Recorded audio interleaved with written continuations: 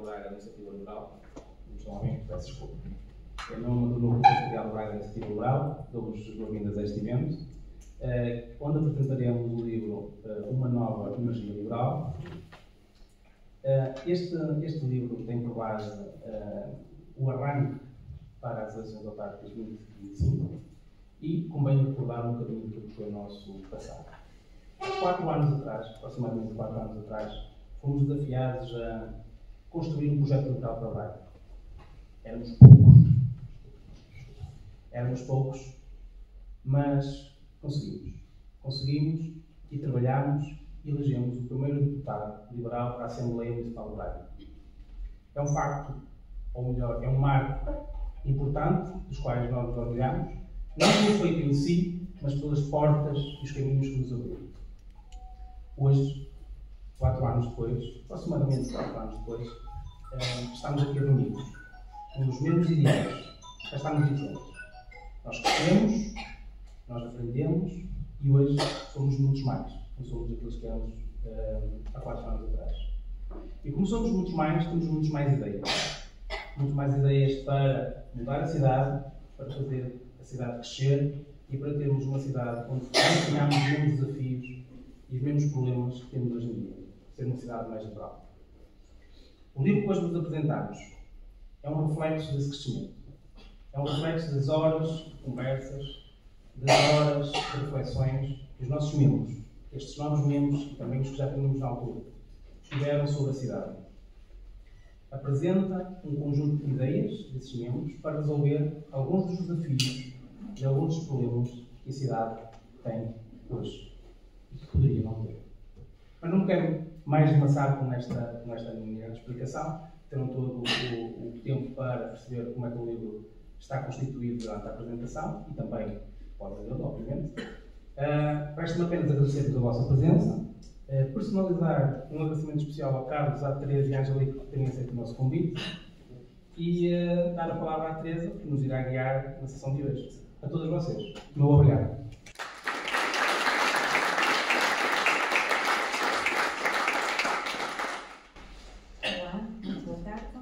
O meu nome é Teresa Campos, estamos então aqui na inauguração do livro. Quero agradecer ao Bruno Nogueira e ao Mário Joel Queiroz pelo convite dirigido. Temos aqui o Carlos Guimarães Pinto, é economista, consultor de estratégia e deputado da Assembleia da República, doutorado em Economia pela Faculdade de Economia da Universidade de Porto. Já trabalhou como consultor de estratégia nas áreas das telecomunicações e digital, e em mais de 20 países e 4 continentes. É um dos empenhados divulgadores do liberalismo em Portugal. Angelique da Teresa é licenciada em Ciências do Desenvolvimento e Cooperação, detém uma pós-graduação em Ciências Políticas e em mestrado em Ciências de Comunicação na variante de Mídia e Jornalismo, com cerca de 20 anos de experiência em comunicação e marketing em várias empresas privadas. É atualmente responsável pela comunicação de uma empresa do setor imobiliário. Foi um dos membros fundadores da Iniciativa Liberal, colaborou na elaboração dos programas legislativos e autárquicos na temática da habitação e é atualmente vice-presidente do partido. Portanto, iria colocar a primeira questão aqui ao Carlos, dando um espaço aberto relativamente precisamente àquilo que fazes destaque no prefácio, quando enumeras conceitos como diagnósticos, responsabilidade, eficiência sobre competências e recursos, ambição e visão. Muito bem. Muito boa tarde a todos. Antes de mais, gostaria de agradecer o convite para estar aqui hoje. É sempre um enorme prazer para mim vir aqui a Braga. Já não sei quantas vezes é que vim nos últimos anos, mas foram algumas. E especialmente vir aqui para lançar este desafio, este lançamento de um desafio autárquico, que para um partido como Iniciativa Liberal é sempre particularmente complicado.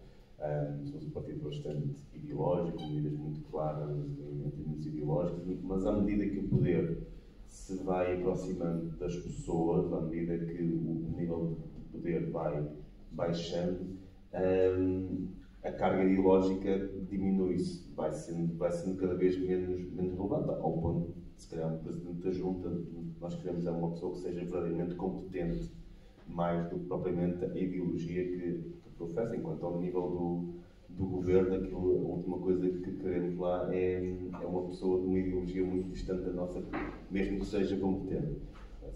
A pior coisa que nós queríamos no governo era um comunista competente.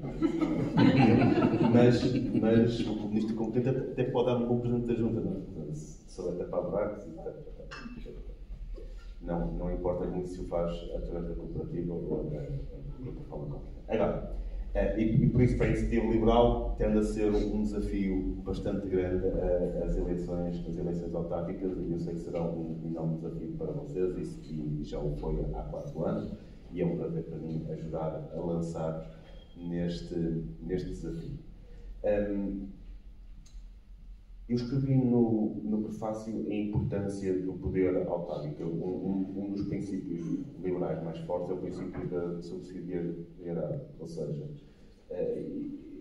eu costumo definir como tudo, tentar aproximar ao máximo o poder do indivíduo. Obviamente, há certas responsabilidades que não podem estar ao nível do indivíduo, que têm que estar ao nível nacional, até supranacional, mas tudo o que puder ser feito pelo Governo Nacional não deve ser feito por entidades supranacionais, tudo o que puder ser feito por governos regionais não deve ser feito por governos nacionais, tudo o que puder ser feito pelas autarquias não deve ser feito por regiões ou pelo Poder Nacional. Essencialmente, tudo o que a pessoa puder fazer por si própria não deve estar em poder absolutamente nenhum que esteja acima dela. Portanto, o poder autárquico, e aqui inclui freguesias e os próprios municípios, é o poder coletivo que está mais próximo do indivíduo, e por isso é o poder que tem muita importância. E esta importância, no nosso país, nós temos desmantelado demasiado o poder autárquico. Só recentemente é que começamos a dar poderes aos municípios que eram óbvios que tinham de estar no poder autárquico. Há uma razão, em parte, para isso, que é o facto de boa parte dos nossos municípios sendo demasiado pequenos, e como são demasiado pequenos, não têm dimensão crítica para assumir um determinado número de responsabilidades. Não é o caso do município de Braga, mas é o caso de, eventualmente, outros municípios dentro do distrito de Braga, que muitas vezes têm populações tão pequenas, onde é muito difícil terem quadros para decidir um conjunto de coisas, para tomar opções. Não é o caso, certamente, do município de Braga, é o caso do município de Lisboa, que é enorme, tem um orçamento maior que a região autónoma dos Açores, mas não é o caso do município de Braga. E só recentemente é que se delegaram responsabilidades, como, por exemplo, a gestão operacional das escolas ou dos centros de saúde, que é uma coisa óbvia. Eu falei com alguns diretores de escola que me diziam que, até para coisas muito básicas, como fazer umas pequenas obras, um muro que tinha caído, até lâmpadas fundidas, tinham que falar com o Ministério da Educação. Ora, isto tem 2 problemas. Primeiro, demora muito mais tempo a resolver, porque se tem que seguir um processo burocrático muito mais longo, que vai em Lisboa, já para não falar do absurdo que é ter alguém em Lisboa a determinar se dá uns euros para um muro, umas lâmpadas ou não, num município a 400 km de distância. E depois há outro, que é as pessoas não sentem que têm a mesma capacidade de pôr as coisas a funcionar. E o que os diretores de escola me diziam é: eu quando tinha que ir ao Ministério, eu ia lá, pedia, eles deixavam lá o pedido durante não sei quanto tempo, e eu podia insistir de vez em quando, mas era muito difícil ir lá viajar, eu nem sequer conhecia a pessoa. Hoje em dia, eu sei onde vive o Presidente da Câmara. Nós vamos ao mesmo café.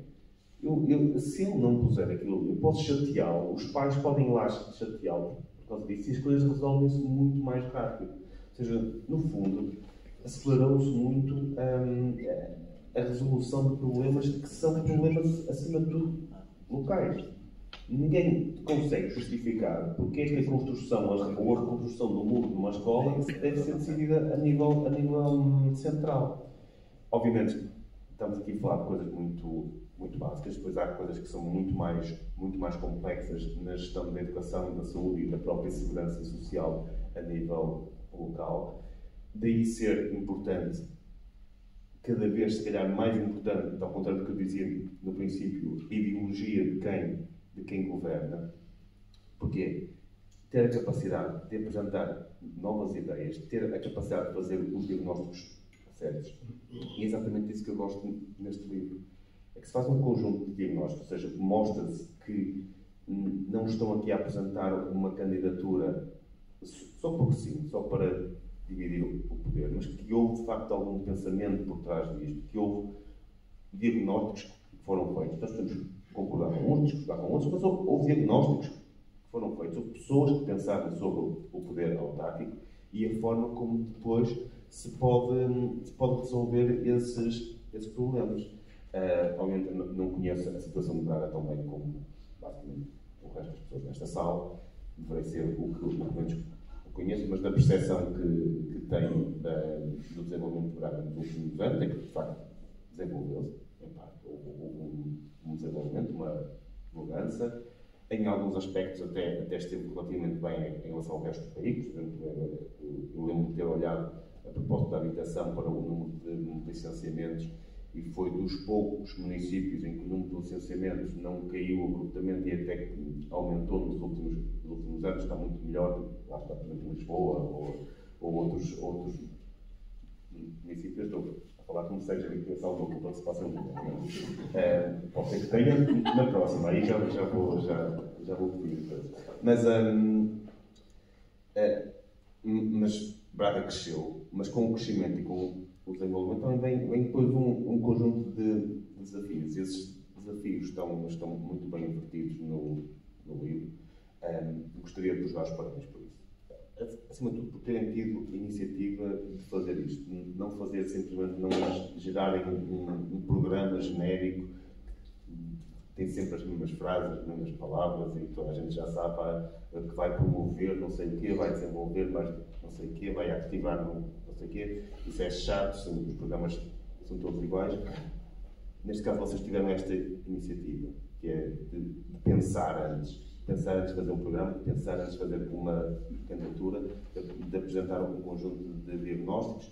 E acho que esse deve ser o modus operandi que toda a gente deveria ter, porque demonstra um interesse genuíno pela cidade que vai muito além da candidatura a cargos e tentar ir buscar este ou aquele cargo, que eu sei que seria muito mais fácil para vocês chegar lá de outra forma, até de uma forma que daria muito menos trabalho, e que tiveram esta coragem de fazer da forma complicada. Gostaria de vos desejar a melhor das sortes e dar-vos os parabéns por terem lançado este livro e por terem tido este desafio.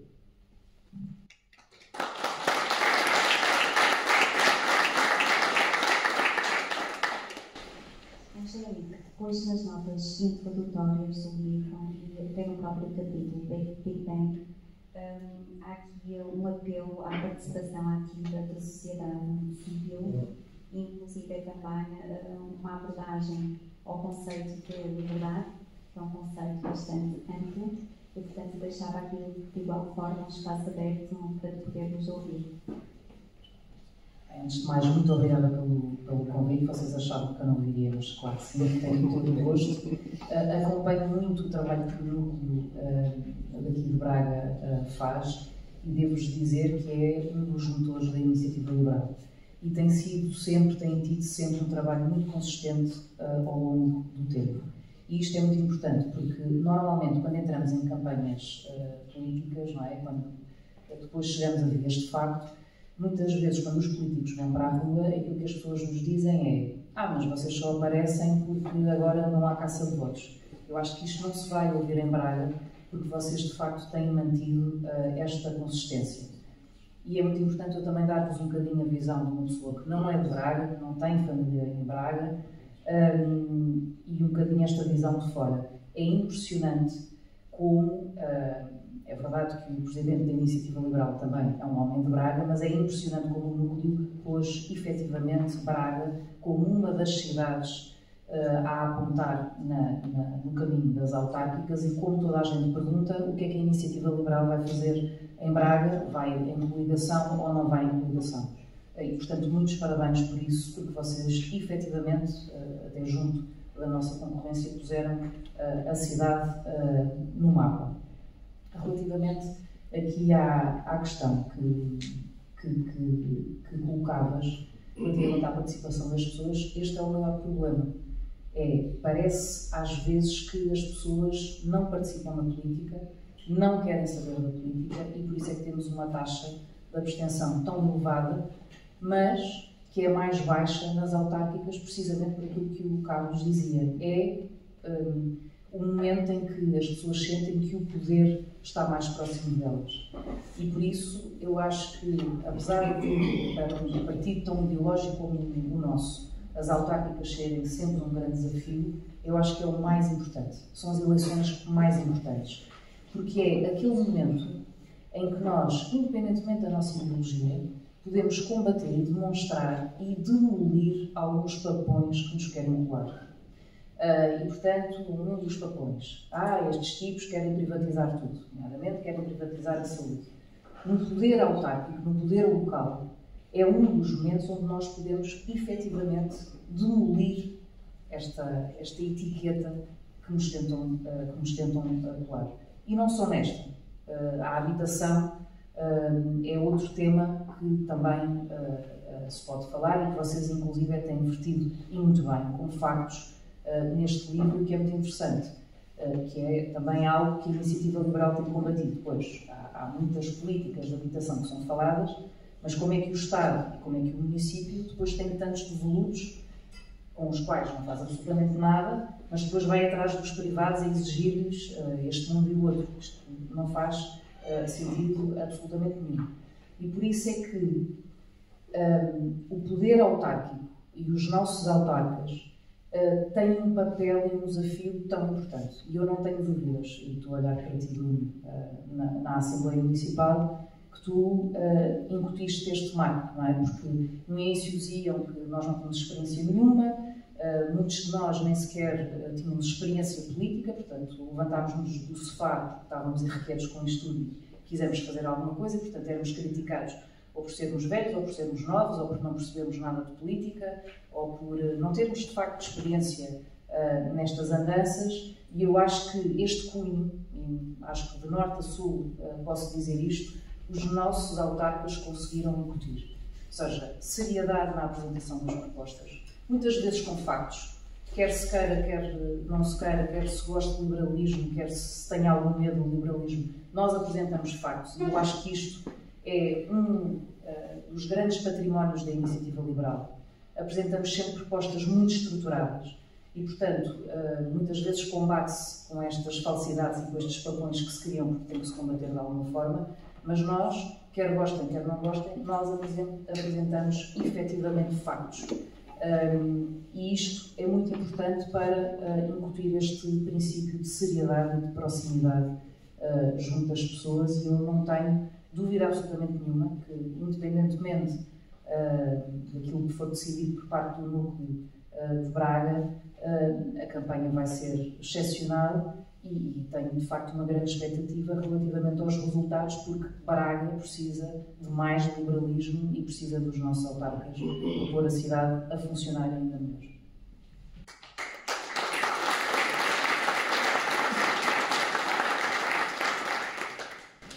Um dos aspectos que foi também destacado no prefácio, Carlos, por ti, foi precisamente a questão da habitação. Estive também a ler o livro para me preparar para esta moderação e, portanto, neste campo destacou-se aqui a definição do direito da aquisição, a oferta da habitação e a política da habitação. Um artigo, inclusive, é escrito também pelo Mário João Queiroz e pelo Sérgio Gomes, no Minho, em fevereiro deste ano, dizia que uma das medidas seria, e passo a citar, reduzir ou eliminar os custos com impostos e taxas, seria uma competência da Câmara Municipal. Portanto, gostaria de ouvir aqui o Carlos a falar desta questão da habitação. Bem, a habitação é um problema nacional, mas que em boa parte começa nas autarquias e não é por acaso que há grandes diferenças entre a performance na habitação de autarquia para autarquia. Claro que os preços têm subido de forma transversal, mas a forma como se reage a este aumento de preços tem sido bastante diferente de autarquia para autarquia. Isto normalmente traz um conjunto de problemas, que é quem já mora num bairro ou numa zona de uma cidade não gosta que se construam novos prédios, especialmente se for de alta densidade ali à volta, porque sabe que vai trazer mais trânsito, mais pessoas naquela zona, o que é perfeitamente normal. Mas se respondermos a essas ansiedades de todos os locais, de todos os bairros, de todas as cidades, o que vai acontecer é que não vamos ter mais casas em lado nenhum e os filhos dessas pessoas que não querem se construir no seu bairro e na sua cidade não vão ter casas para onde ir porque não se vai construir em lado nenhum. Este nimbismo,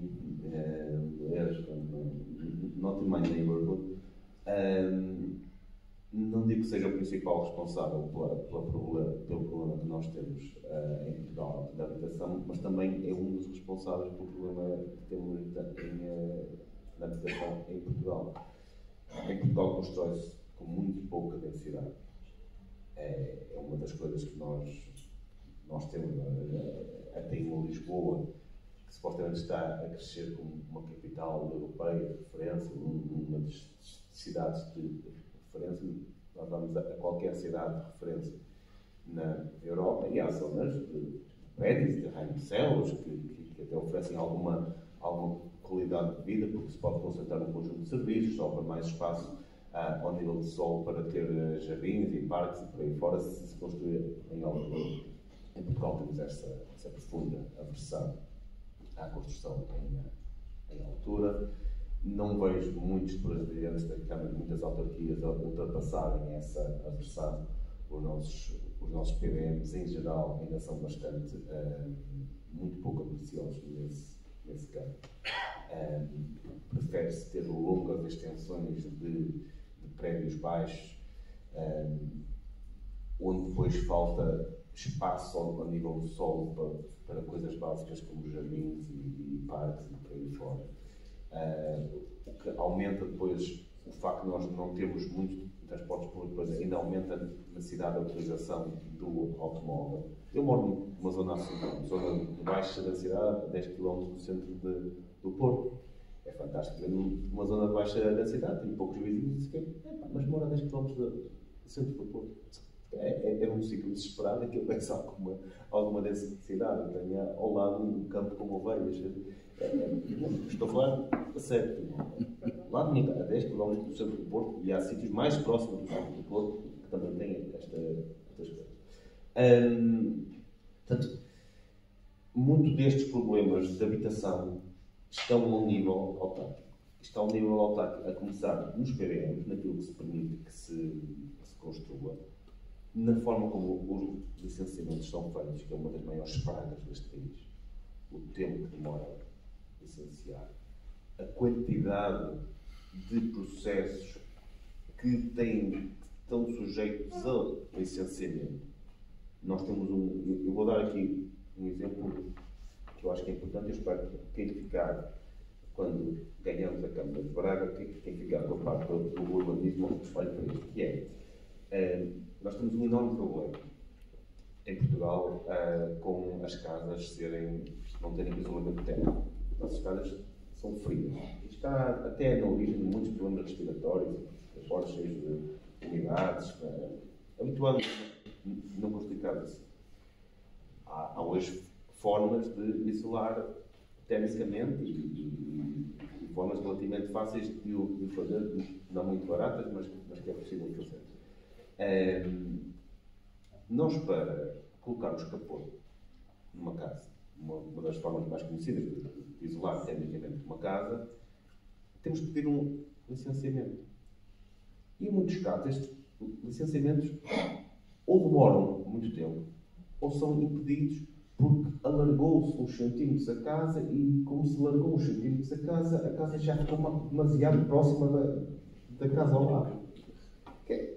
Imaginem em que cenário é que colocar capoto numa casa pode ser mau. Eu acho que nem devia existir licenciamento, quanto mais. Está-se a melhorar uma casa, a melhorar as condições de saúde e conforto de uma casa, sem qualquer custo, sem custo absolutamente nenhum para os vizinhos, para zero. Nada. Isto nem sequer devia exigir licenciamento, quanto mais o pedido entrar, demorar muito tempo e até ser rejeitado.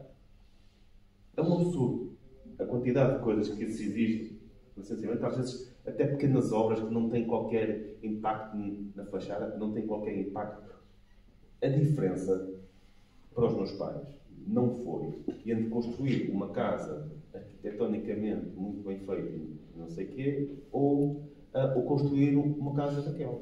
Foi construir uma casa daquelas ou não construir nenhuma. E nós hoje dizemos que muitos jovens estão em casa dos pais até não sei quanto tempo. E que isto é uma coisa nova, que nunca tinha acontecido.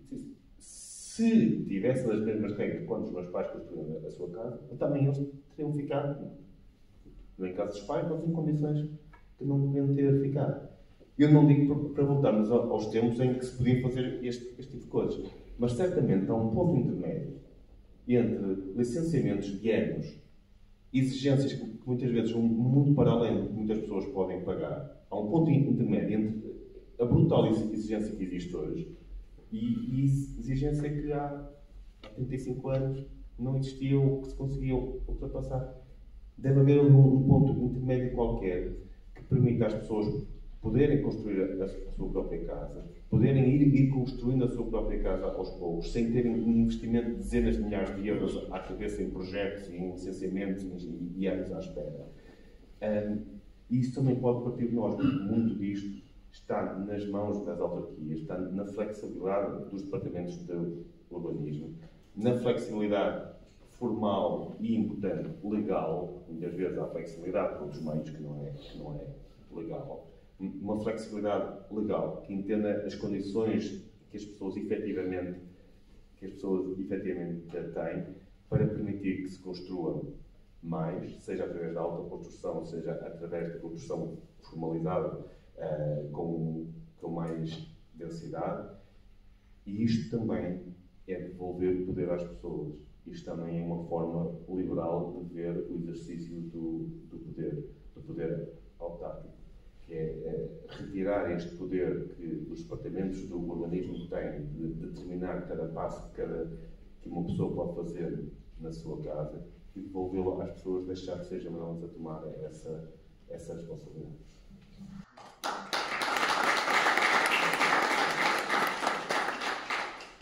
Após a habitação, há também a questão do direito à saúde. Passava também aqui a remeter-me ao próprio livro, quando vemos que a criação do programa sobre a saúde foi motivada pela necessidade de melhorar o acesso à saúde em Braga, reduzir lacunas no Sistema Nacional de Saúde, promover a saúde preventiva, reforçar infraestruturas, a melhoria da saúde mental e garantir cuidados a populações vulneráveis em eficiência e inovação. Angélica, o que é que se pode fazer mais e melhor neste campo da saúde? Bem, um dos pontos é a questão da descentralização. Braga aceitou a descentralização da saúde. Há municípios que não fizeram, por exemplo, Lisboa não aceitou. E porquê? Porque a descentralização da educação, que foi a primeira de todas, foi efetivamente mal feita. Há uma lista, inclusive, de escolas, só para dar aqui uma contextualização, que eram do Estado, que passaram para a responsabilidade dos municípios, que têm coberturas de amianto, que estão completamente, enfim, degradadas. Tem até uma lista com um grau de urgência na realização de obras que o Estado Central deveria pagar e agora os municípios estão um bocadinho com o bebê nas mãos, à espera dessas verbas para poder avançar. e, portanto, há municípios que não aceitaram a descentralização da saúde, mas não é o caso de Braga. Por exemplo, a Iniciativa Liberal defende que os centros de saúde tenham um modelo de gestão, que é o modelo tipo C, para que a contratualização seja feita, pouco importa se é por privados ou se é inclusive do âmbito social.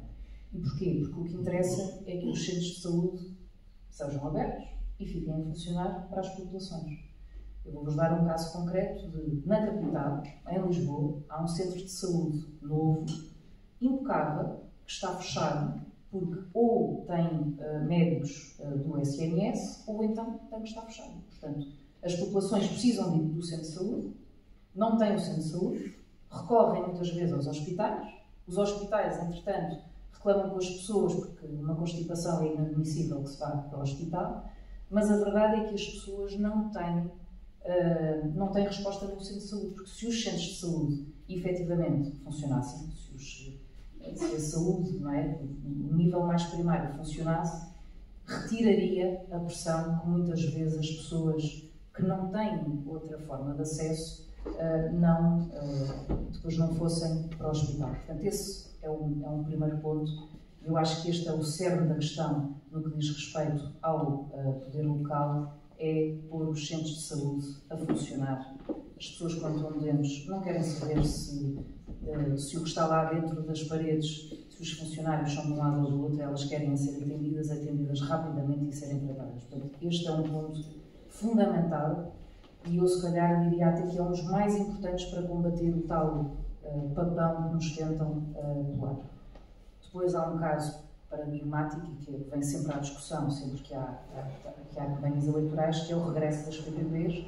E Braga teve o tema do hospital, que funcionava bem, as pessoas não estavam descontentes, ou seja, certamente poderá haver reclamações como em todo lado, não é? Mas funcionava bem, era eficiente e, portanto, retirou-se uma PPP que o Tribunal de Contas confirmou que até saía mais barato ao Estado por uma questão puramente ideológica. Puramente ideológica. E isto não faz sentido nenhum. E não faz sentido nenhum da ótica da pessoa que não tem ADSE ou não tem um seguro de saúde para poder escolher onde é que vai ser tratado. Eu tive um caso pessoal de uma pessoa, de um familiar meu, que em 3 meses perdeu a audição de um ouvido. Perdeu a audição em mais de 70%. Portanto, não é normal, não é? Consulta, marcar a consulta, estava-se à espera, como nunca mais a pessoa era chamada à consulta, pagou-se para ir a um privado, e o privado aquilo que disse foi, bem, vamos ter que fazer uma série de análises para ver o que é que aconteceu no ouvido. Um dos problemas de uma perda repentina da audição pode ser um tumor no cérebro. Portanto, isto era um dos problemas que estaria em cima da pessoa. Agora, imaginem o que é uma pessoa receber este tipo de diagnóstico. Vai ter que fazer uma ressonância magnética para ver se é só um dano no nervo auditivo ou se é algo mais grave. Agora, imaginem esta pessoa que não tenha disponibilidade para pagar, ir a um privado para fazer este exame e ficar à espera que o hospital público lhe faça uma ressonância magnética, sem saber se tem um tumor na cabeça. Isto é uma corrida contra o tempo. Para além da angústia que isto acarreta para a pessoa. Eu acho que isto, às vezes dizem-nos que somos elitistas, eu acho que isto é uma questão humanitária. A questão de retirarmos a carga ideológica que a saúde tem em Portugal e de pôr o acesso à saúde de igual forma para todos é uma questão, é mesmo uma questão humanitária. E nós temos que fazer esse combate e funciona e começa em primeira instância no poder local, até com esta questão das unidades de saúde, até de tipo C. Depois há outro tema da saúde mental, que é um flagelo. Tivemos uma série de audições com várias CPCJs e os relatos que nos chegam de crianças e jovens com crises de ansiedade é brutal. É brutal e é cada vez mais crescente. Muitos profissionais de saúde não arriscam, ou seja, não dizem ou não sabem responder se é um resquício da pandemia, dos muitos terem ficado muito tempo fechados e, portanto, terem desenvolvido, enfim, uma série de comportamentos que possam estar a revelar-se agora, ninguém arrisca. Há um maior encerramento do indivíduo e há uma maior ligação do indivíduo, muitas vezes, às redes sociais e quase um afastamento daquilo que é a realidade. Muitos psicólogos das CPCJs dizem-nos isso, mas o que é verdade é que as escolas que funcionam muitas vezes como o primeiro filtro de alerta não têm a capacidade para dar seguimento a situações deste género, porque a maior parte das escolas provavelmente não tem um psicólogo disponível. Mais uma vez, as famílias sem capacidade financeira, enfim, questões de saúde mental é um bocadinho como a medicina dentária, é um luxo, não é? E não deveria ser assim. A medicina dentária e a saúde mental são uma componente da nossa saúde como qualquer outra, não é? Como termos uma ferida e queremos tratá-la rapidamente, ou termos uma doença qualquer visível e queremos tratá-la rapidamente. E isso é mais um ponto que é muito importante para a questão do poder local, porque aquilo que as CPCJs nos disseram é que o filtro inicial para detectar casos críticos, realmente, no que diz respeito às crianças e jovens, é nas escolas. E, portanto, o combate deve ser feito por aí. Portanto, isto é um apelo que eu faço ao núcleo de Braga, que veja, dentro da realidade, naturalmente, do Conselho, o que é que se pode fazer, o que é que se pode propor nesta matéria, porque há uma questão de saúde pública, de facto, que é invisível, não é? Porque é aquilo que não se vê, e nós temos que trabalhar e tratar até para resgatar muitas das nossas crianças e jovens que possam estar a desenvolver até problemas muito mais graves do que aqueles que, por enquanto, ainda se fazem sentir.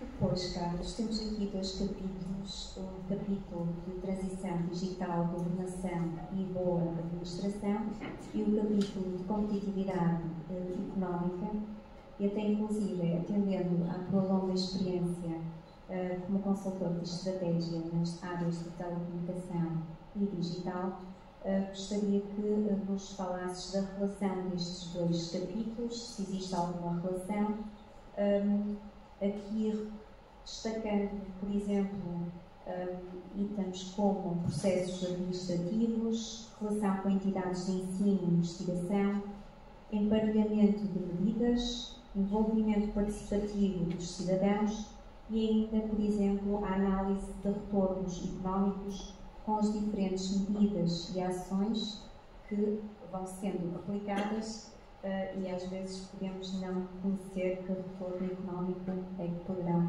ter. É um dos grandes problemas deste país, não se analisa o impacto absolutamente de nada, não se avalia a forma como as leis são ou não aplicadas. Nós preocupamos demasiado em emitir novas leis, achamos que tudo se resolve emitindo novas leis ou alterando as que existem, mas depois ninguém percebe se elas foram aplicadas, como é que foram aplicadas, se os resultados foram bons ou não, e vamos ficando ali com uma pilha de papel de leis, sem nunca perceber exatamente porque é que as coisas não mudam, apesar de estarmos sempre a fazer leis todas as semanas, literalmente todas as semanas, sem novas leis do Conselho de Ministros e da Assembleia da República. E a nível autárquico também não é muito diferente com os governos autárquicos. Portanto, essa última parte é para mim bastante óbvia, de vez em quando ir um bocadinho atrás, não digo com tudo aquilo que é feito, mas com as principais coisas que são feitas, tentar entender qual foi o impacto que elas tiveram, o impacto efetivo, e se vale a pena mantê-las ou não, e também para as coisas maiores, novas, que estão a ser pensadas, tentar minimamente calcular qual será aquele impacto. Isso é particularmente importante quando falamos de processos administrativos, que era o primeiro ponto. Nós estamos a falar aqui, por exemplo, de burocracias. Eu falo muito contra a burocracia, e a burocracia bem tem uma aplicação, mas há burocracias que são necessárias, há processos que são efetivamente necessários, que é normal para olear um bocadinho a relação entre as pessoas e entre as pessoas e o Estado. Mas em cada. E as burocracias servem para precaver um conjunto de riscos. Mas cada vez que se introduz uma nova burocracia ou que se analisa a necessidade dessa burocracia, deve ter em conta o risco que essa burocracia está a precaver com os custos que essa burocracia irá trazer.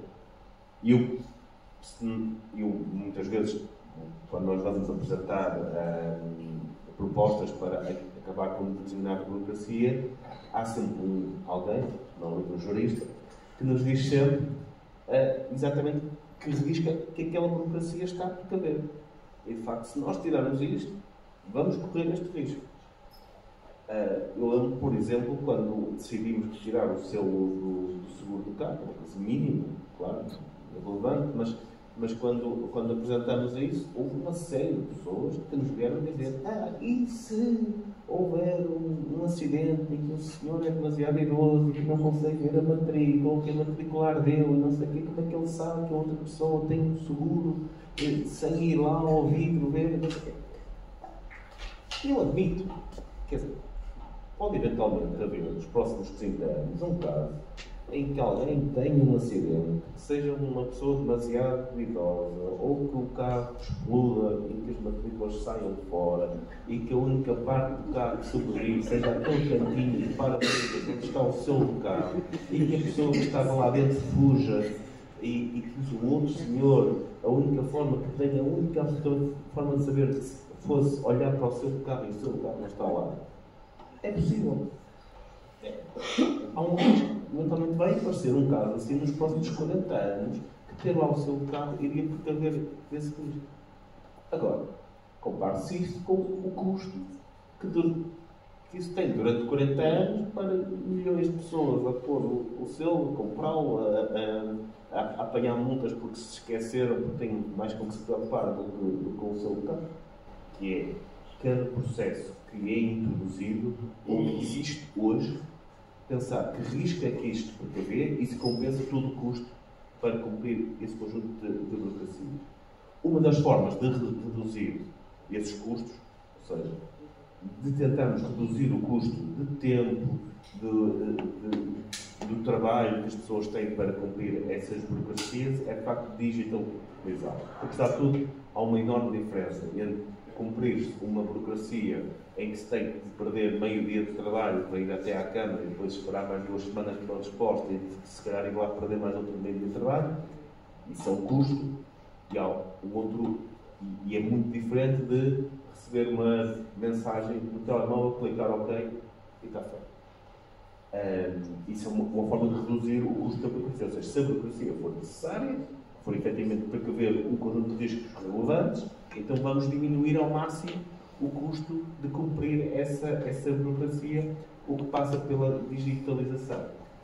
E a digitalização não é só pôr tudo no telemóvel ou no computador, é também acabar com um conjunto de exigências que se calhar a certa altura fizeram algum sentido no passado, mas que hoje deixam de fazer. Há uma câmara na área metropolitana do Porto que devolve processos, e aqui processos de licenciamento dos que eu sei, mas mesmo que haja outros tipos de processos que também sejam devolvidos, porque tem uma regra do número de centímetros da margem que os documentos devem ter à direita. E que é mais os documentos normais quando nós os escrevemos. Quando nós escrevemos um documento em Word, ele vem com uma margem pré-definida e aqueles centímetros, penso que são 4, é mais do que normalmente vem definido. Então, imaginem o que é alguém ter um trabalho tremendo para fazer um documento, cumprir todas as exigências, não sei o que, esperar 3 meses, e depois vem para trás com a indicação de que não cumpriu aquela regra dos centímetros da coisa. E você, esta regra é estúpida. Mas porquê é que esta regra existe? Ela a certa altura teve uma necessidade qualquer. Mas porquê é que eles não introduziram esta regra? É porque o carimbo da Câmara Municipal que valida aquele documento tem lá os tais 4, não sei se são 4 ou 5 centímetros. E então, para que o carimbo não passe por cima do texto, é preciso que os documentos com aquela margem. Imaginem o tempo e o esforço que milhares de pessoas já perderam por uma regra que hoje não faz sentido nenhum. E o dinheiro gasta de papel a mais. Que mais depressa se resolvia comprando um carimbo de 1 centímetro do que exigindo a não sei quantas pessoas que refizessem os seus documentos todos. Isto, obviamente, é um caso absurdo, mas como neste caso existem bastantes. E aqui depois introduz outra questão, que é uma questão de incentivos. Temos que querer aborrecer com isto, mas depois há um conjunto de incentivos perversos na máquina burocrática, que é, e que nós temos de compreender. Não sei se há aqui alguém que não está numa Câmara ou numa organização mais burocrática, que é, se um funcionário aceitar, validar, licenciar, o que é que seja, aprovar um licenciamento, um processo qualquer, ele torna-se corresponsável por aquele processo. Se houver alguma coisa errada, ele vai ser responsabilizado por aquilo. Se aquilo correr bem, que o benefício é que aquilo traz para ele? Nenhum. Ele licencia um prédio. Aquilo que corre bem, quem beneficia é o promotor e as pessoas que vão para lá viver. Mas se alguma coisa ali corre mal, ele é corresponsável por aquilo. Portanto, há um claro incentivo a só deixar passar as coisas se tudo estiver estritamente ao ponto, ao limite correto e mais além. Que é para se as coisas correrem mal e ele poder dizer, eu cumpri exatamente, até fui mais além do que estava na lei. E em caso de dúvida, será que a lei diz 5 ou 4? Em caso de dúvida, eu só aceito 5. E se alguém colocar a dúvida se a lei é entre 4 ou 10, eu só aceito se colocar em 10. Porquê? Porque a única coisa que me pode acontecer com este processo é eu perder se alguma coisa correr mal. Portanto, eu tenho de garantir que cumpri tudo e mais alguma coisa. Isto é obviamente um problema. Isto introduz uma camada de inflexibilidade na avaliação de todos os processos. E se isto faz parte da natureza humana, alguém querer proteger-se quando só tem do seu lado um downside e nunca um upside, a única forma de nos protegermos disto é termos uma legislação muito menos complexa, muito mais objetiva, muito menos subjetiva, que não permita ao burocrata ter de agir defensivamente ao ponto de procurar todas as razões possíveis para rejeitar um processo para se proteger a si próprio. E é por isso que isto é importante. E acaba por ser importante modernizar, digitalizar todos estes processos, automatizá-los para não colocar tanto no lugar, numa avaliação humana subjetiva, porque depois a natureza humana entra aqui em destaque. E só assim é que tornaremos depois uma organização ou um território mais competitivo. Porque não se esqueçam, o trabalho que se tem para cumprir um conjunto de burocracias é uma espécie de imposto escondido. Será sempre um imposto escondido. Porque quando exige esforço, quando exige tempo, isso vem de algum lado. É preciso pagá-lo de alguma forma. E quando se paga alguma coisa para atingir um objetivo, uma exigência do Estado, estamos a pagar um imposto, seja ele direto ou não, seja ele diretamente pago em notas ou em dinheiro ou em tempo ou no custo do próprio tempo. Quanto mais tempo uma coisa demora a cumprir o tempo, tem um preço. Isso aumenta ou não a competitividade. Eu tenho a certeza que o investidor estrangeiro prefere investir num país onde sabe que tem um licenciamento rápido em relação a um país onde não tem licenciamento, e o mesmo acontece ao nível autarco, que é alguém que queira investirá muito mais rapidamente num município onde sabe que os licenciamentos, onde a relação com os poderes locais são céleres e mais rápidos, do que num município onde isso não aconteça, e é por isso que para municípios das mesmas regiões nós temos casos de sucesso, aqui nem sei de que partido é, mas vou dizer, acho que há um caso de sucesso no interior, que é o caso do Fundão, que nos últimos 10 anos tem tido um crescimento tremendo, e tem muito a ver com isso, com o facto de terem agilizado o conjunto de processos, de terem atraído o conjunto de empresas, e depois temos outros conselhos que estão ao abandono há décadas, porque são geridos por caciques locais, que o que importa é ir mantendo ali os seus cargos e não arriscar demasiado. Eu espero que aqui em breve sigam os bons exemplos de agilizar, como aliás aparece no livro.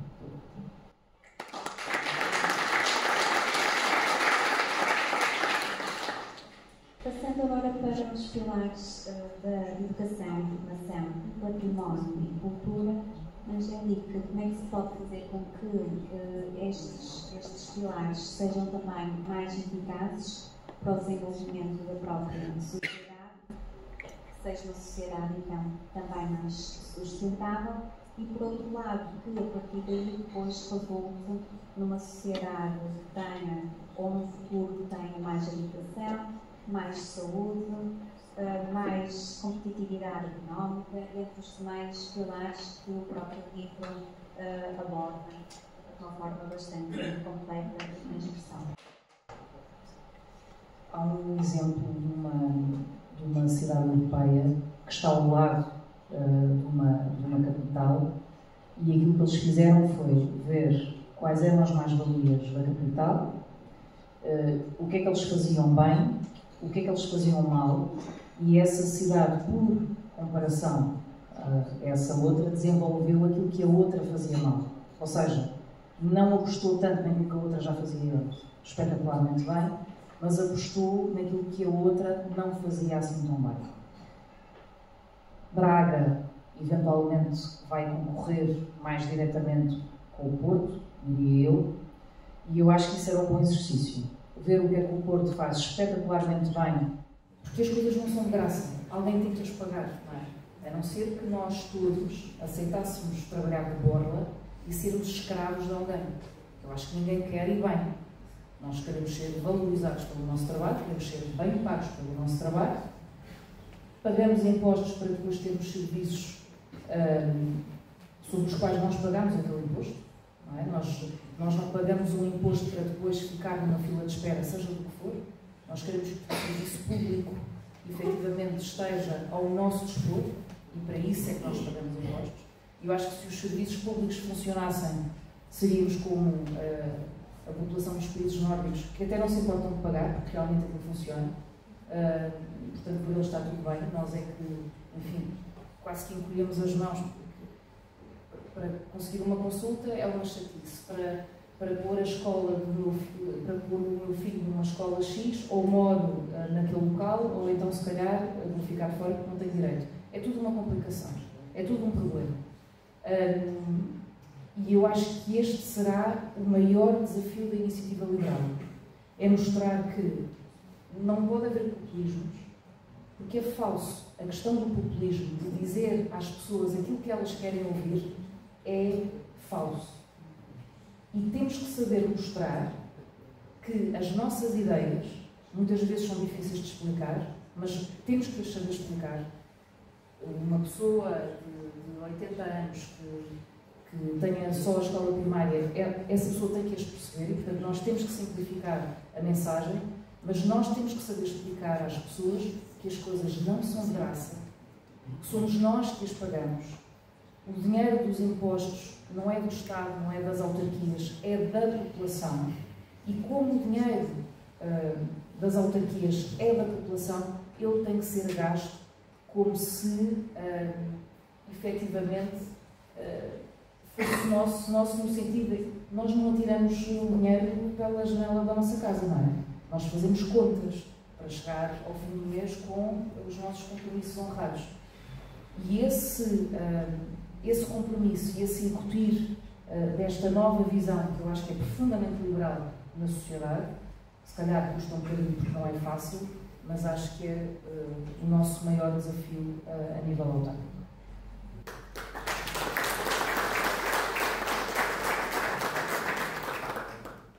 Bem, não vou perder muito tempo, até porque já que era bom deixar espaço para algumas perguntas antes de nos fecharem a biblioteca.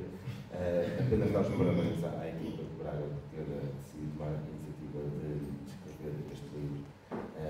Mostra uma preocupação efetiva em pensar e diagnosticar, em apresentar soluções para o futuro do município de Braga. Eu agradecer também o facto de me terem convidado tanto para escrever fácil como para vir aqui e penso que estamos a ver algumas perguntas, se me der tempo. Muito obrigado. Caros liberais, companheiros, ideias e causas, vou aqui ser breve, porque realmente, senão daqui a pouco vamos fechar aqui dentro, fechar às 7h30, portanto não sei se já estamos sequestrados. Então, se calhar temos tempo. Vamos lá. Vou aqui dar aqui umas breves palavras sobre o que, para mim, representa o lançamento deste livro. É com enorme satisfação que me encontro hoje aqui para apresentar uma nova Energia Liberal. Um livro que não é apenas uma coletânea de reflexões políticas, mas um verdadeiro convite à ação liberal a nível municipal. Este livro nasce de uma ideia simples, mas poderosa, de que o liberalismo não é uma abstração distante ou apenas uma teoria para os grandes palcos nacionais e internacionais. O liberalismo vive e deve viver também nos municípios, nas freguesias, nos bairros, na vida concreta das pessoas. Este livro fala-nos de descentralização real e não apenas formal. Fala-nos de transparência, de responsabilização e de meritocracia na gestão pública. E fala-nos, acima de tudo, do cidadão como protagonista. Sempre como protagonista, não como mero espectador da política. É, portanto, um livro que propõe não apenas uma nova forma de estar na política, mas também uma nova energia para transformar o poder local. Mais próximo, mais distante, mais justo, mais livre, mais liberal. A ideia de que a democracia local se restringe à eleição de 4 em 4 anos é muito redutora. Foi partido desta premissa que durante 4 anos a iniciativa liberal Braga não parou. Fizemos variedíssimos roteiros por áreas da governação autárquica. Estivemos junto dos bracarenses, dos seus problemas e propondo soluções. Acreditem que isto não é retórica. Não paramos. E não paramos porque, felizmente, o nosso núcleo possui elementos que me enchem de orgulho e que estiveram ao meu lado para levar por diante este trabalho. Este livro é mais uma peça deste percurso. Desafiamos os liberais, bracarenses, a refletir sobre o nosso conceito e o resultado está aqui.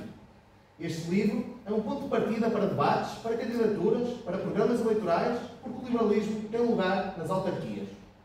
O caminho para um país mais livre passa necessariamente por municípios mais capazes, mais transparentes e mais abertos à sociedade civil. Convido-vos a ler este livro com espírito crítico, mas também com espírito construtivo, porque uma nova energia liberal começa em cada um de vós. E pode começar já aqui, hoje, no nosso município, na nossa freguesia, na nossa rua. Muito obrigado e viva Braga!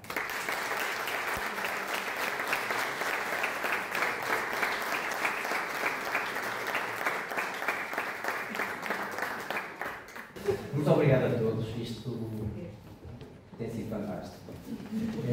Não há muito a dizer, já estamos a falar da hora. Eu podia vir aqui gabar Braga, dizer que fomos o segundo conceito com melhor votação nestas eleições, mas não há tempo para isso. Também poderia dizer que no top 12 freguesias temos 4, em Braga 4, são centenas de freguesias, temos 4 no top 12.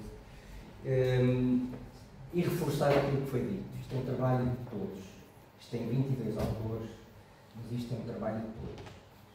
E eu queria pedir um aplauso para o Bernardo Gonçalves, quando tem, faz favor.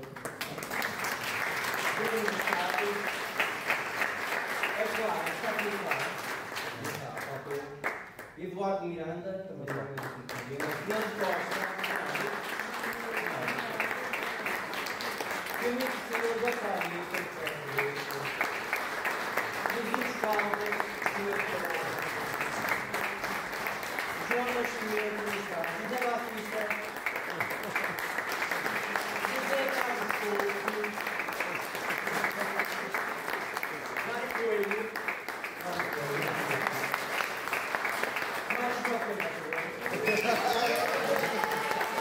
Rocha, Não está. Olga Batista, Pedro Pereira, já ouviu? Ricardo Júlio, Sérgio Gomes, Sofia Carvalho Araújo,